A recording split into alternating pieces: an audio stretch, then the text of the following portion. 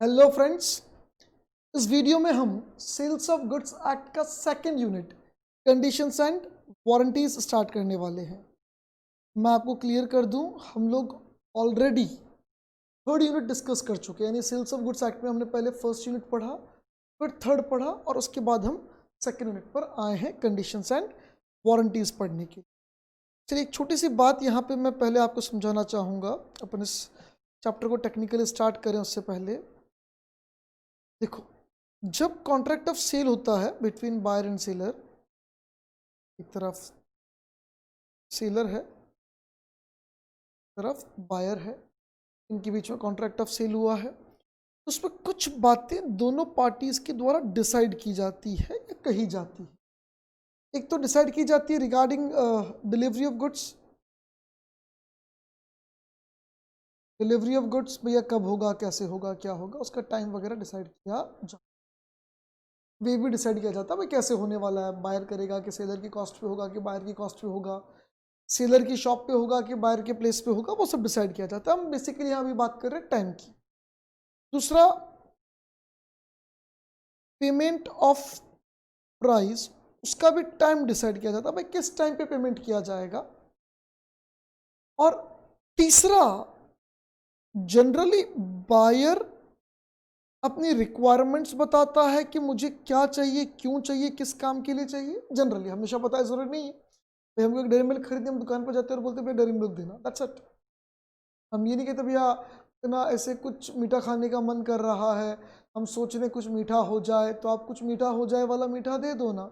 ऐसा थोड़ी, मतलब ठीक है हमने जाके सीधा बता दिया। कभी रिक्वायरमेंट्स बताते हैं, कभी रिक्वायरमेंट्स नहीं बताते हैं, डायरेक्टली परचेज कर लेते हैं। और सेलर जो होता है वो रिगार्डिंग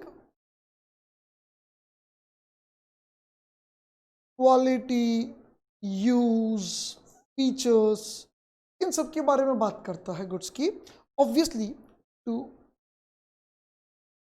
अट्रैक्ट पोटेंशियल बायर। जो पोटेंशियल बायर उसको लगता है कि भैया दुकान पे शायद खरीदना आया है, शायद ये खरीद लेगा, अरे चीज़ बहुत बढ़िया, ये यूज है इसका, ये काम का, ये वो अपनी अपनी बातें बोलता है। इस यूनिट में, थर्ड यूनिट में, हम इन्हीं की रिगार्डिंग बात करने वाले हैं जो भी हमने आपके सामने लिखा है। सबसे पहला, as far as time of performance of contract is concern, हम कॉन्ट्रैक्ट एक्ट में ऑलरेडी डिस्कस कर चुके हैं कि अगर टाइम के रिगार्डिंग स्टिपुलेशन है तो that will be deemed as essence. अगर बिजनेस कॉन्ट्रैक्ट की बात करें, sales of goods act sales of goods के कॉन्ट्रैक्ट की बात करता है, और जब गुड्स के सेल की बात है तो ऑब्वियसली वो कोई बिजनेस एग्रीमेंट है। और हमने कहा था जो बिजनेस के लिए एग्रीमेंट होंगे वहां पर टाइम हमेशा क्या माना जाएगा, एसेंस। टाइम हमेशा क्या माना जाएगा, एसेंस। तो अगर डिलीवरी को रिगार्डिंग कोई टाइम सेट किया कि भैया डिलीवरी इस टाइम तक दे दूंगा, इस दिन तक दे दूंगा, इतने बजे तक दे दूंगा, क्या उस दिन तक देना जरूरी है? यस, जरूरी है। नहीं दिया तो, नहीं दिया तो सामने वाले के ऑप्शन पर कॉन्ट्रैक्ट वॉइडेबल। सामने वाले की मर्जी है, अब वो आगे कंटिन्यू करना चाहे कि नहीं करना चाहे। ये नहीं, अगर आप लेट डिलीवरी ऑफ गुड्स देते हो तो बायर की मर्जी है वो उस लेट डिलीवरी को एक्सेप्ट करे कि ना करे। वो मना कर दे, बोले साहब मैं तो एक्सेप्ट नहीं करूंगा, अपनी बात हुई थी 16th की, आप मुझे 18th को दे रहे हो गुड्स, मुझे नहीं चाहिए, मना कर सकता ऑब्वियसली। और उल्टा वो ये कह सकता है कि आपने ब्रीच ऑफ कॉन्ट्रैक्ट किया 16th को गुड्स ना देकर, और आपसे वो कंपनसेशन वगैरह भी क्लेम कर सकता है। As far as payment of price is concern, हमने वहां पढ़ा था कि कभी भी किसी भी कॉन्ट्रैक्ट में टाइम स्टिपुलेटेड है तो एसेंशियल हो भी सकता है, नॉन एसेंशियल भी हो सकता है, लेकिन अगर बिजनेस एग्रीमेंट है उस टाइम को हमेशा क्या माना जाएगा, एसेंशियल माना जाएगा। अगर पार्टीज का इंटेंशन कुछ और नहीं है तो क्लियरली पार्टीज बोल दे ये 16 को डिलीवरी देंगे, बस 16 को एक दो दिन आगे पीछे दे देना। क्लियरली अगर कॉन्ट्रैक्ट में ये बात मेंशन है तो 16th इज नॉट एसेंस, वो टाइम एसेंशियल नहीं है, 2-4 दिन आगे पीछे चलेगा क्योंकि कॉन्ट्रैक्ट में ही मेंशन है। पर कॉन्ट्रैक्ट में अगर कुछ मेंशन नहीं है, सिर्फ टाइम का स्टिपुलेशन है, तो उस टाइम को हम क्या मानेंगे, उस टाइम को हम मानेंगे एसेंशियल एलिमेंट, और उस टाइम में कॉन्ट्रैक्ट को परफॉर्म करना जरूरी होगा, डिलीवरी ऑफ गुड्स जरूरी होगा। और हमने कहा था even in A case of business contract, payment of price, payment of money का स्टिपुलेशन अगर है उसको एसेंशियल नहीं माना जाएगा। अगर इसमें डिले होती है तो सिर्फ compensation, that is interest, can be claimed. और इंटरेस्ट भी कितना क्लेम किया जा सकता है ये कोर्ट बताएगा, एक रीजनेबल आपको डिले के लिए जो कंपनसेशन मिलना चाहिए वो मिल जाएगा in the name of interest, और वो कोर्ट डिसाइड करेगा। पेमेंट के लेट के लिए कॉन्ट्रैक्ट को वॉइडेबल नहीं माना जा सकता है। जनरली हमने ये पढ़ा है। वही प्रोविजंस, वही सारी बातें इन दोनों की यहाँ लगेगी। ठीक है, नेक्स्ट थर्ड पॉइंट पे आते हैं। बायर ने अपनी रिक्वायरमेंट बताई है, सेलर ने बोला कि साहब हमारे गुड्स में ऐसा क्वालिटी है, ये वो देखना फलाना। उसने अपनी डिंगे हाँकेगा बड़ी बड़ी, मतलब डिंगे तो मारेगा ही ना यार, इसमें क्या है। गुड्स बेचना, अच्छा सेल्समैन वही होता है जो बायर को बिल्कुल बांध ले, मतलब उसका एकदम दिमाग खराब कर देगी, चीज़ तो बहुत जोरदार है खरीदनी। या बायर ने अपनी रिक्वायरमेंट बताई कि मुझे इस पर्पस के लिए गुड्स, ये सेलर ने कहा हाँ हाँ इस पर्पस में बिल्कुल काम आएगा। ये जो बातें हैं इन्हें अपन कहते हैं stipulation in contract of sale, and such stipulation can be either condition or warranty. Such stipulation can be either condition or warranty. ये क्या अपन समझेंगे, मैं क्लियर कर दूं।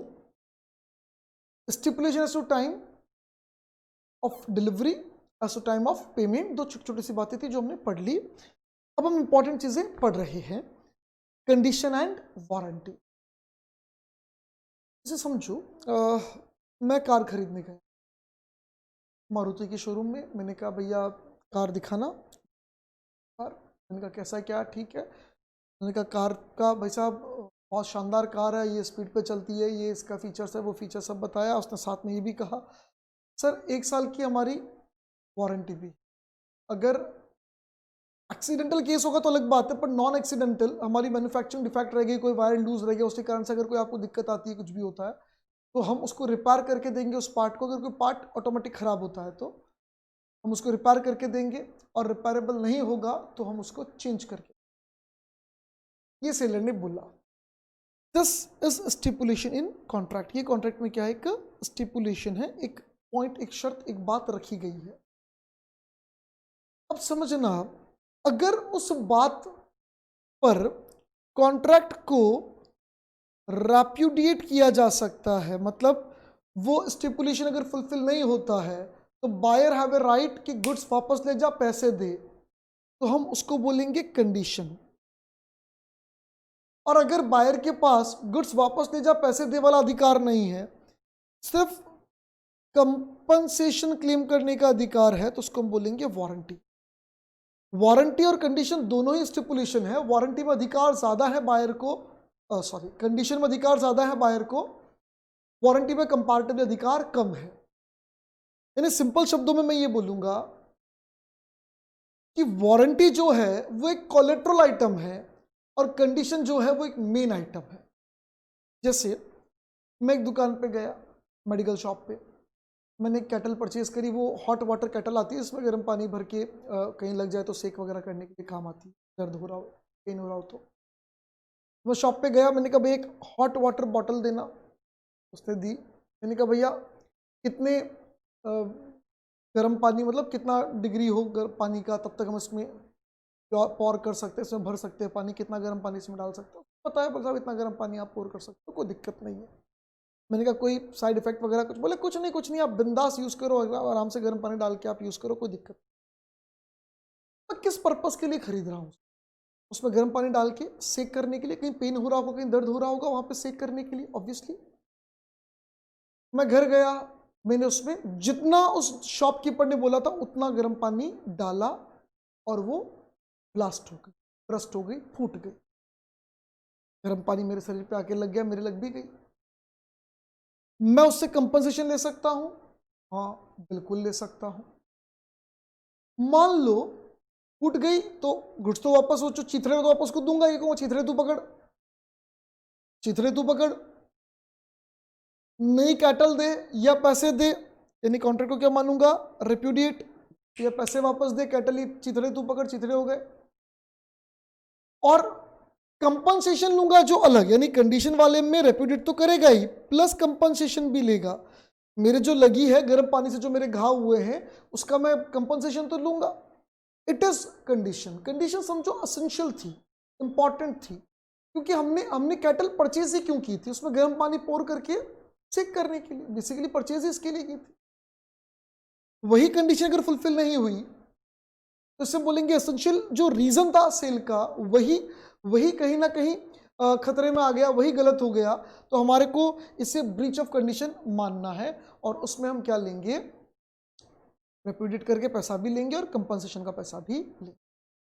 मान लो मैंने गाड़ी खरीदी, उसने कहा भाई 1 साल तक अगर कोई भी पार्ट खराब होता तो हमारी रिस्पॉन्सिबिलिटी, टीवी खरीदी उसने कहा 1 साल का पार्ट खराब होता हमारी रिस्पॉन्सिबिलिटी, एसी खरीदी उसने कहा दिक्कत आती है 1 साल तक हमारी रिस्पॉन्सिबिलिटी, ठीक करके देंगे वरना पार्ट बदल के देंगे। इसी में जो स्विंग होता है, विंड्स जो स्विंग करती है स्विंग होना बंद हो गई, मैंने फ़ोन लगाया कस्टमर केयर पे, उनके आया उनका बंदा, मैंने कहा भैया अंदर ये जो स्विंग करने वाला टूल होता है ये ख़राब हो गया, मैं चेंज कर देता हूँ उसका tool. This was breach of warranty not condition. ये क्या था? Breach of warranty. Clear contract of sale में डिसाइडेड था कि कॉन्ट्रैक्ट रेप्यूटेड नहीं होगा, जो पार्ट खराब हो पार्ट या तो ठीक होगा या चेंज होगा, क्लियर था।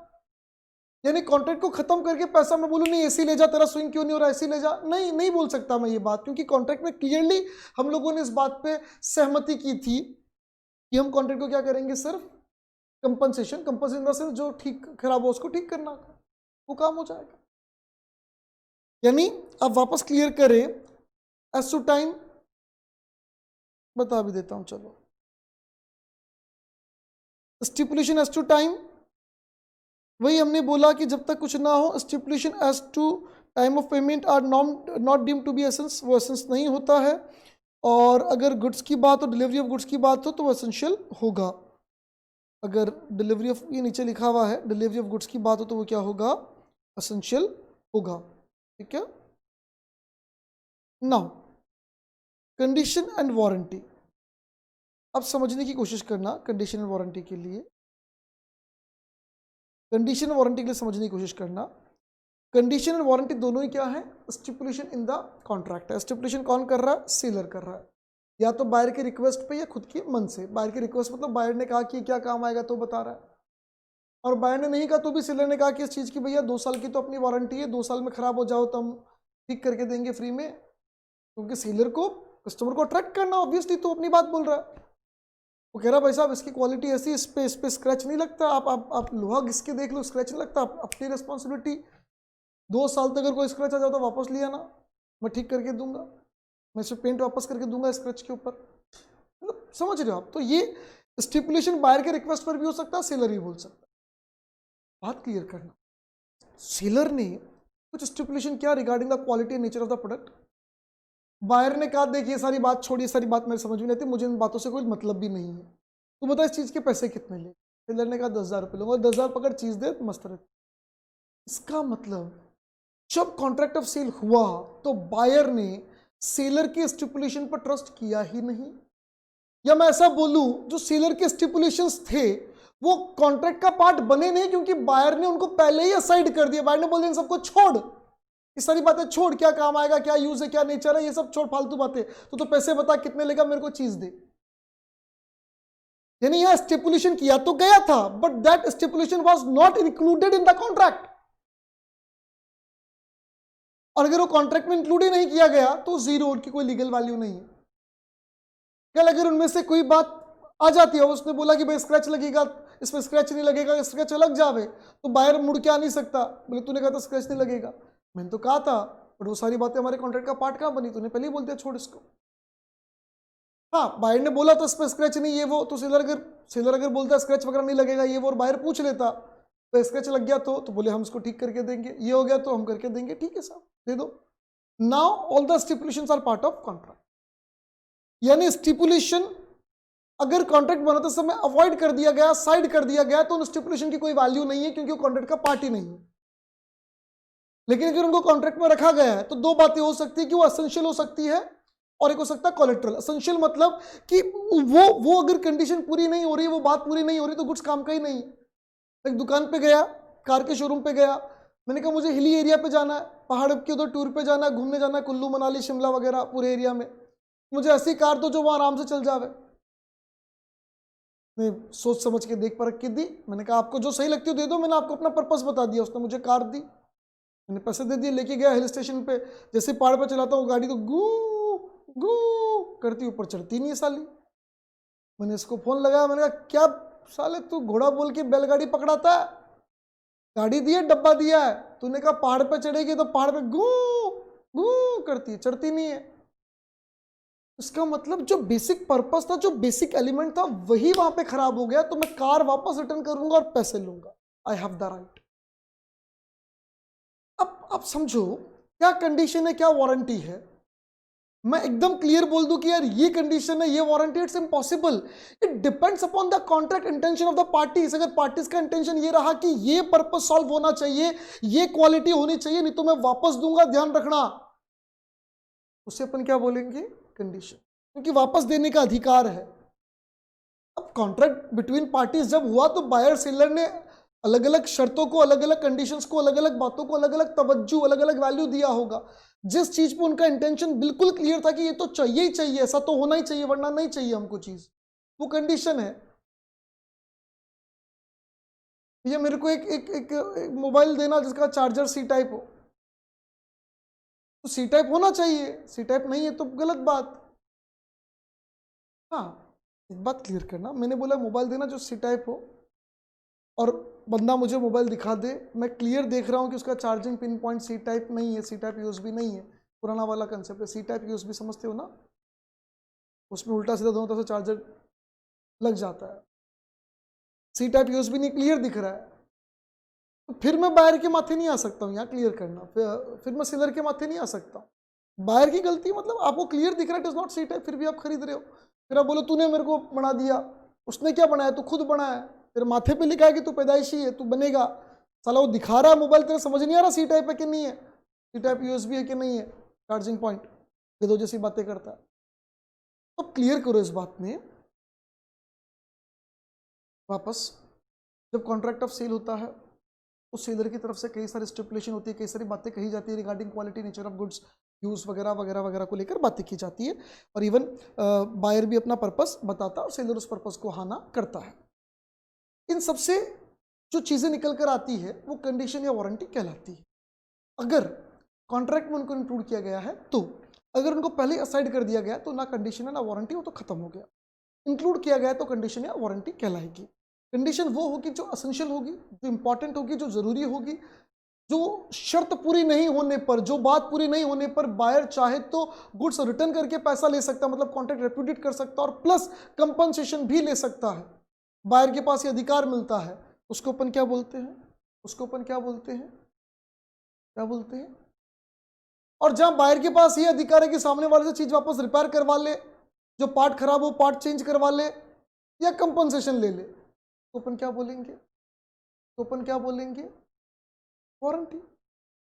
यस सर, कोई दिक्कत, कोई स्पेसिफिक बात सर कंडीशन होगा कि वारंटी होगा, डिपेंड करेगा इंटेंशन ऑफ द पार्टीज। जब कॉन्ट्रैक्ट बनाया गया तब उनका इंटेंशन कैसा था, उनका विचार कैसा था, उनकी मंशा कैसी थी। एक बार पढ़ लेते हैं। At the time of selling of goods, a seller usually makes certain statements or representations.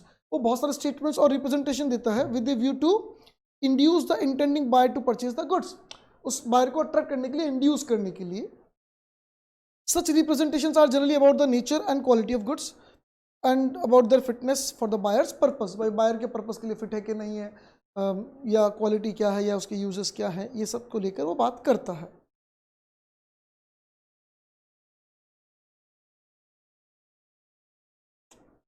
यार ये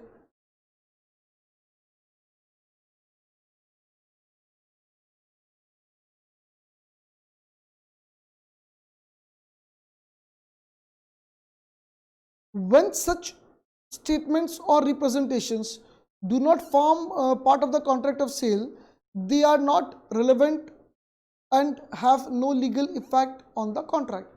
अगर उनको इंक्लूड ही नहीं किया गया, वो कॉन्ट्रैक्ट का पार्ट ही नहीं है, क्लियरली वह ठीक है ना, होगा होगा, छोड़, मेरे को इन सब बातों से मतलब नहीं, छोड़ छोड़ छोड़, बायर ने क्लियर ही मना कर दिया, तो फिर तो बात ही खत्म हो गई, not part of contract. But when these forms part of contract of sale and the buyer relies upon them, buyer उन बातों पर विश्वास करके खरीद रहा, हाँ ये सब चीजें होनी चाहिए, they are relevant and have legal effects on the contract, उनके लीगल इफेक्ट्स होंगे.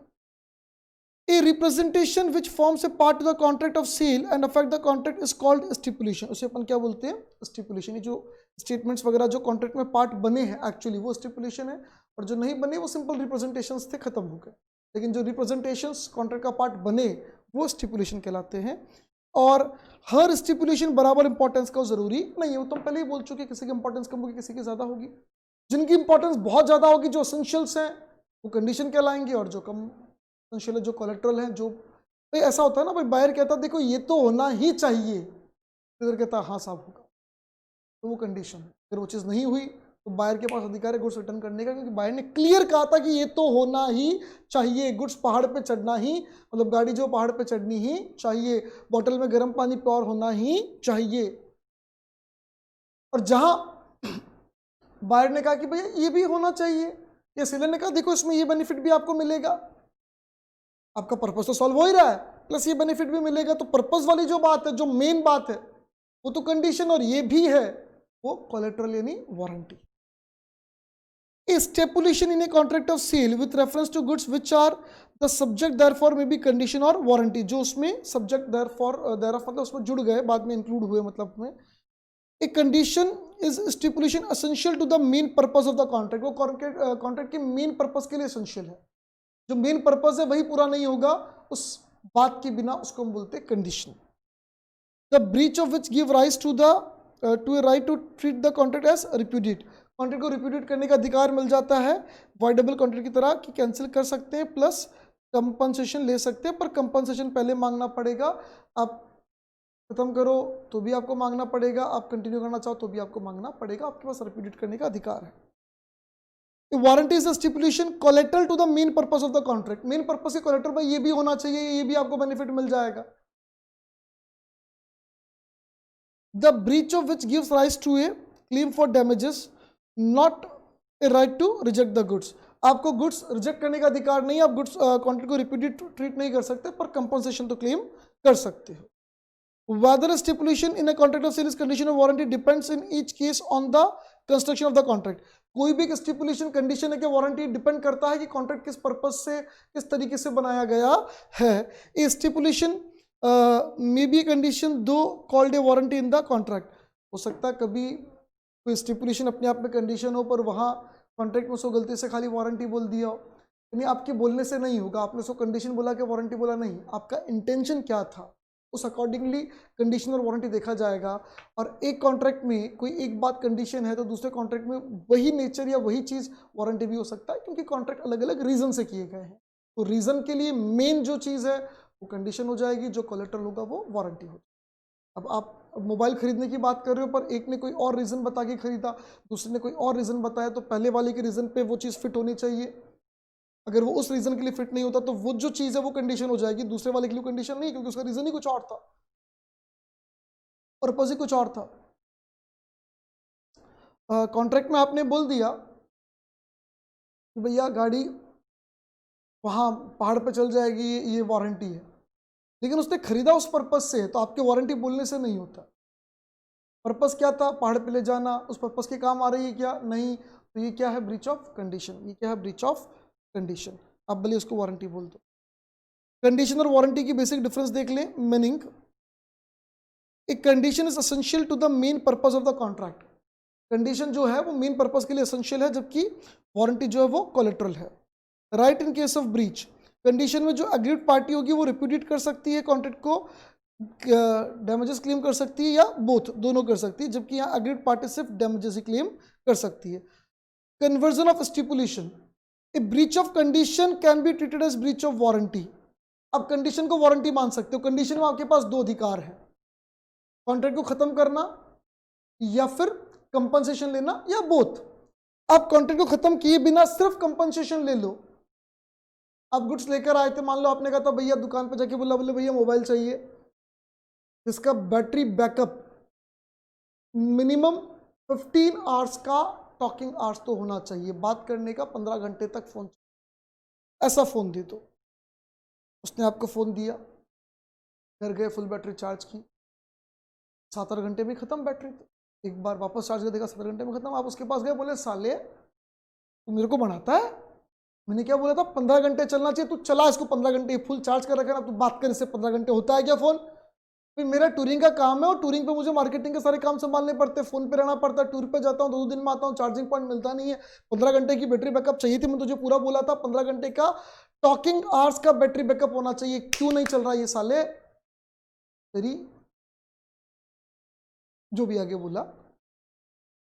तो उस सेलर ने कहा कि यार भाई साहब, यार मैंने तो अपनी तरफ से दिया था, अब या तो आप मोबाइल वापस दे दो, मैं पैसे दे दूं, और क्या करूं यार भाई साहब। आपने कहा नहीं नहीं ऐसी बात नहीं है, मोबाइल पसंद आया मेरे को वैसे, बाकी ठीक है, इसका म्यूजिक वगैरह, sound system, touch screen, look वगैरह यूँ ठीक है।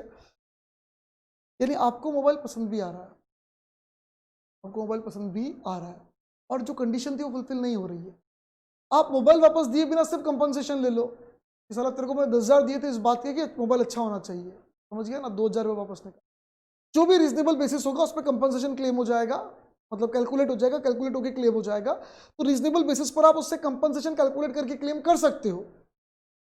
आप चाहो तो मोबाइल रिटर्न कर सकते हो, आप चाहो तो खाली कंपनसेशन क्लेम कर सकते हो। यानी you can treat condition as warranty, आप कंडीशन को वारंटी की तरह ट्रीट कर सकते हो, लेकिन वारंटी को कंडीशन की तरह ट्रीट नहीं किया जा सकता। वारंटी में आपके पास अधिकार क्या है, सिर्फ कंपनसेशन लेने का। उसमें आप चाहो कि आप गुड्स रिटर्न करना चाहते हो, पॉसिबल नहीं है, क्योंकि देखो कंडीशन बड़ा है, उसमें ज़्यादा अधिकार है।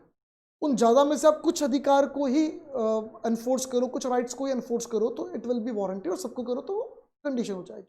Condition can be treated as warranty, but you can't increase your rights. जो लॉ ने दी उससे ज़्यादा आप राइट्स इंक्रीज नहीं कर सकते। You can't treat warranty as condition, आप वारंटी को कंडीशन की तरह ट्रीट नहीं कर सकते।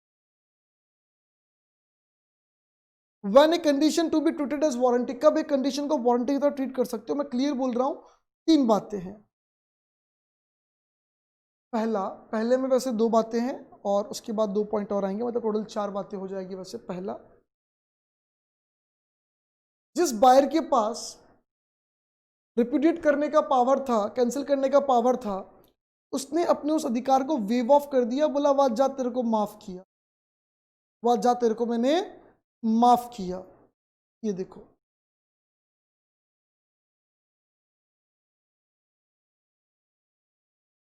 ये लिखा हुआ वॉलंटरी वेवर, यानी अपनी मर्जी से वेव कर रहे हैं। तो पहला तो वेव परफॉर्मेंस ऑफ कॉन्ट्रैक्ट, बोले माफ किया, चल छोड़, तेरे को माफ किया, तू भी क्या रखेगा। या elect to treat condition as warranty, नहीं बोले नहीं तो सिर्फ कंपनसेशन दे दे, गुड्स वापस नहीं दे रहा हूँ। मे बी उसको गुड्स पसंद आ गया, जो भी रीजन रहा हो, या तो सामने वाले को बोला जा तेरे को माफ किया, तू भी क्या देगा, फिर जाए यहाँ से।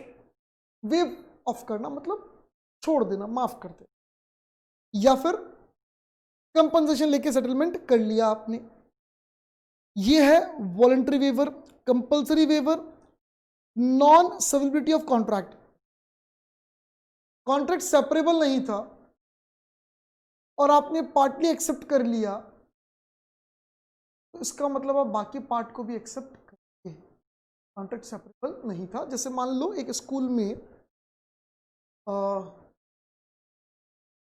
20 एयर कंडीशंस लगाने थे, एसी लगाने थे हर रूम में, और सारी बात हुई कि भैया 20 एसी टोटल मिला मिलो के टोटल, उसने बोला कि भैया आपके 20 एसी का टोटल लगेगा 8 लाख रुपए। बात हो गई, भैया कोई एसी लंबा वायर ला रहा है, किसी में छोटा वायर, जो भी है सब मिलाकर 8 लाख रुपया लगे। डिसाइड हो गया साहब एसी ऐसा होना चाहिए, ये वो देखना फलाना, सब बातें डिसाइड हो गई। पहला एसी लगा, वायर ने जाके देखा, हालांकि जिन कंडीशंस पे बात हुई थी वो एयर कंडीशन उन कंडीशंस को फुलफिल नहीं कर रहा। बात हुई थी 5 स्टार एसी होना चाहिए, और भी कुछ बातें हुई, वो फुलफिल नहीं कर रहा था वो एसी। बायर ने हवा कही, बोला ठीक ही लग तो ठीक ही रहा। उसने सेलर को फोन करके या किसी भी तरीके से नोटिस नहीं दिया कि गुड्स मेरे को पसंद नहीं तो आगे की एसी मत लगाना, नहीं साहब। उसने उस एसी को एक्सेप्ट कर लिया, स्वीकार कर लिया, हाँ ठीक है साहब, तो बाकी के 19 एसी भी उसी तरीके के लगेंगे और उसको एक्सेप्ट करने पड़ेंगे, क्योंकि आपने पहले वाला एक्सेप्ट किया। और कॉन्ट्रैक्ट 20 एसी का मिलाकर 8 लाख था, पर एसी तो चार्ज हुआ ही नहीं ना, तो सेपरेबल कैसे हो, तो होल कॉन्ट्रैक्ट था, एक साथ था। आपने अगर पार्टली 2 एसी लग गए, 3 एसी लग गए, उनको एक्सेप्ट करें, तो बाकी के 18-19 एसी भी आपको एक्सेप्ट करने पड़ेंगे।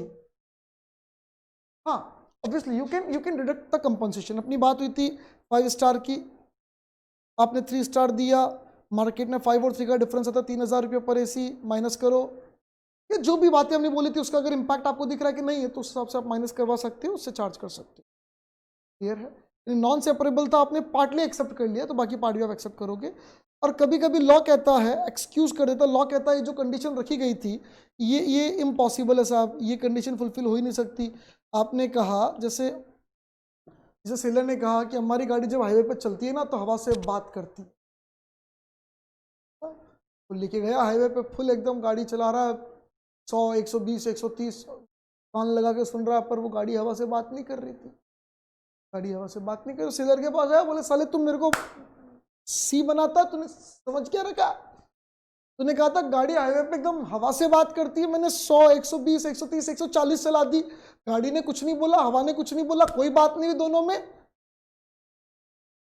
तूने ब्रीच ऑफ कंडीशन किया। तूने कहा हवा में बात करती है और मैंने इसी बूते पे खरीदा था कि हवा में बात करती है। मुझे 2 बार पूछा हवा में बात करती है ना इसलिए खरीद रहा हूं, आपने कहा हाँ बिल्कुल हवा में बात करती है। कोर्ट में गया, कोर्ट में कहा जज साहब इसने मुझे बना दिया, इसने कहा हवा में बात करती, गाड़ी कर नहीं रही। जज साहब ने कहा साले गेल छप्पे, तू ऑलरेडी है, तुझे बनाने की जरूरत कहां थी? तो गाड़ी हवा में बात थोड़ी करती है पागल, इट इज इम्पॉसिबल कि गाड़ी बात करे हवा में।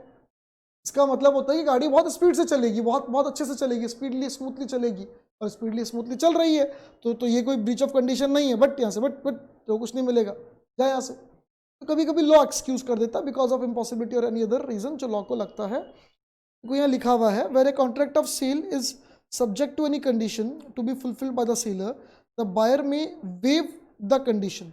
बायर माफ कर सकता है, रहने दे।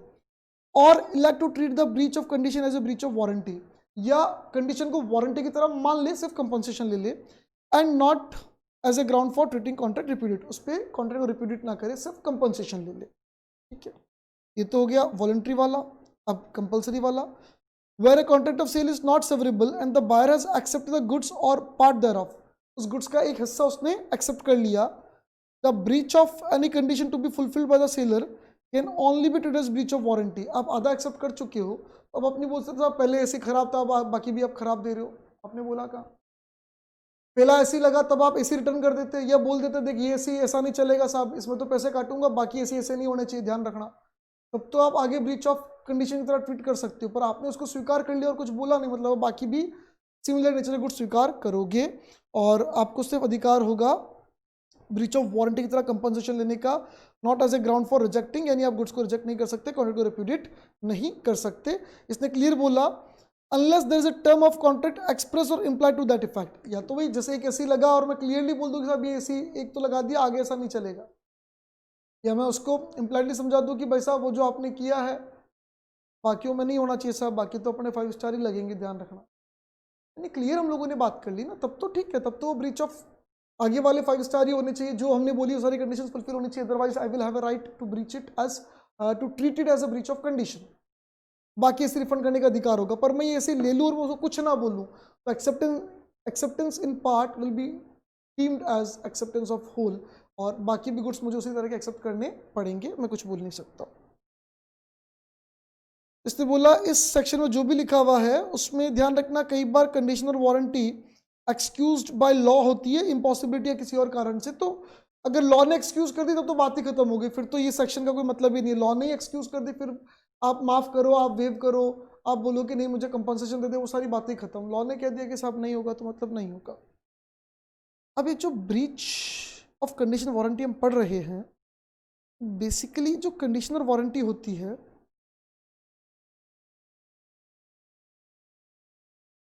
बेसिकली जो कंडीशन और वारंटी होती है ये 2 तरह की होती है, एक होता है इम्प्लाइड, एक होता है एक्सप्रेस्ड। एक होता है इम्प्लाइड, एक होता है एक्सप्रेस्ड। इम्प्लाइड का मतलब क्या? इम्प्लाइड का मतलब क्या? कॉन्ट्रैक्ट के समय ना बायर को बोलने की जरूरत, ना सेलर को बोलने की जरूरत, ये मेंशन्ड इन लॉ है। और एक्सप्रेस जो होगी वो मेंशन इन कॉन्ट्रैक्ट होगी। जैसे आप किसी दुकान से गुड्स खरीदने गए तो सबसे पहले आप उससे क्या पूछोगे, भैया गुड्स आपके हैं कि चोरी के हैं? पूछोगे क्या? ऑब्वियसली ये इंप्लाइड कंडीशन है कि जो बेच रहा गुड्स उसके होंगे, आप ही मान के चलोगे। कौन पूछता है दुकान पर जाके भाई साहब आपके हैं कि चोरी के हैं? चोरी करके तो नहीं लाए थे ना, सच्ची सच्ची बताओ। कौन पूछता है ऐसे? अगर हम किसी दुकान से खरीद रहे, क्या मांगे खरीद रहे? गुड्स उसके, आपने खरीद लिए, गुड्स ले लिए, कुछ नहीं पूछा उससे, गुड्स खरीद लिए। कल पुलिस आई, बोले चोरी के गुड्स पकड़ो पकड़ो पकड़ो, गुड्स दो, गुड्स लेके चली गई। आप उस दुकानदार के पास गए, बोले साले तूने चोरी के गुड्स दिए, पैसे वापस दे। मैंने कहा चोरी के थे तो थे, आपने कौन सा पूछा मेरे से कि चोरी किया कि खुद किया? आपने थोड़ी पूछा, आप पूछते ना मेरे को। लॉ कहता है पूछने की जरूरत नहीं है, इनकी लिस्ट लॉ में ही मेंशन्ड है, implied conditions, implied warranties. Law कहता है इन चीज़ों के बारे में पूछने की ज़रूरत नहीं है। जैसे जैसे आप किसी पिज़्ज़ा हट पे, डोमिनोज पे, किसी भी दुकान पे गए जहाँ पिज़्ज़ा बनता है, रेस्टोरेंट पे गए, अब वहाँ जाके पूछोगे भाई एक पिज़्ज़ा लेके आना, भैया उस पिज़्ज़ा में ना कीड़े वगैरह नहीं होना चाहिए ना, खाने के लिए चाहिए मेरे को पिज़्ज़ा, उसमें कीड़े वगैरह मत डालना, कीड़े वगैरह नहीं हो, तो चींटी मकोड़े मच्छर ये सब नहीं होने चाहिए। अरे ये कौन पूछता है? कौन पिज़्ज़ा मंगा रहे हो मतलब किसके लिए मंगा रहे हो? खाने के लिए। तो ये इम्प्लाइड कंडीशन है, ये लॉ में मेंशन्ड है, लिस्ट में मेंशन्ड है लॉ के अंदर। ये इम्प्लाइड कंडीशन है, खाने की चीज खाने योग्य होनी चाहिए, खाने योग्य नहीं होगी तो उसको चीज वापस दोगे, पैसे लोगे, उल्टा कंपनसेशन और लोगे। साले अगर मैं खा लेता तो मर जाता तेरे कारण। समझ रहे हो क्या कहना चाह रहा हूं? पहाड़ पे गाड़ी जाएगी कि नहीं जाएगी इसको आप एक्सप्रेसली वहां मेंशन करें। 15 दिन का चार्जर चलेगा कि नहीं चलेगा उसको आप मेंशन करें। 1 साल तक खराब होगी तो मेरी जिम्मेदारी एक्सप्रेसली मेंशन करें। ये डिपेंड करेगा कॉन्ट्रैक्ट पर, ये कॉन्ट्रैक्ट में मेंशन होगा। लेकिन कुछ बातें कॉन्ट्रैक्ट में नहीं, लॉ में मेंशन्ड है। कॉन्ट्रैक्ट करते समय बायर सेलर को उन बातों का जिक्र करने की जरूरत नहीं है, बिना जिक्र किए वो कंडीशंस, वो वारंटीज सेलर के ऊपर रिस्पॉन्सिबिलिटी की तरह टिकी रहेगी। और अगर उन कंडीशन, उन वारंटी को सेलर ने पूरा नहीं किया तो बायर को उसके अधिकार मिलेंगे। कंडीशन के केस में रिप्यूडिएट एंड कंपनसेशन, और वारंटी के केस में सिर्फ कंपनसेशन का अधिकार मिलेगा। इस चैप्टर में हम इम्प्लाइड कंडीशंस एंड वारंटीज ही पढ़ेंगे, क्योंकि एक्सप्रेस तो कुछ भी हो सकते हैं डिपेंडिंग अपॉन द कॉन्ट्रैक्ट। हमने क्लियर कर दिया कि भैया कॉन्ट्रैक्ट में स्टिपुलेशन जो होगा वो कंडीशन या वारंटी हो सकता है। अब कंडीशन या वारंटी होगा, it will depend upon the circumstances, तो कोर्ट डिसाइड कर लेगा कि भैया वहां वो कंडीशन है कि वारंटी है। कंडीशन हुआ तो क्या अधिकार होंगे और वारंटी हुआ तो क्या अधिकार होंगे, वो हम डिसाइड कर चुके, हम देख चुके। और किसको कंडीशन बोले किसको वारंटी बोले वो तो हर कॉन्ट्रैक्ट पर डिफर करेगा, हम कैसे पढ़ सकते हैं उनको? तो एक्सप्रेस वाले तो हम पढ़ नहीं सकते, इम्प्लाइड वाले हमको पढ़ने हैं, जो हम नेक्स्ट वीडियो से डिस्कस करेंगे, स्टार्ट करेंगे। Implied conditions, implied warranties contract में मेंशन नहीं है, फिर भी सेलर की रिस्पॉन्सिबिलिटी है। और अगर सेलर उन रिस्पॉन्सिबिलिटीज को पूरा नहीं करता है, उन कंडीशंस, उन वारंटीज को पूरा नहीं करता है, तो उसकी जिम्मेदारी है, उसे कॉन्ट्रैक्ट भी रेप्यूडिएट किया जा सकता है बायर द्वारा और कंपनसेशन किया जा सकता है। चलिए वो अपन नेक्स्ट वीडियो में डिस्कस करेंगे। तब तक के लिए बाय बाय, जय हिंद, जय भारत।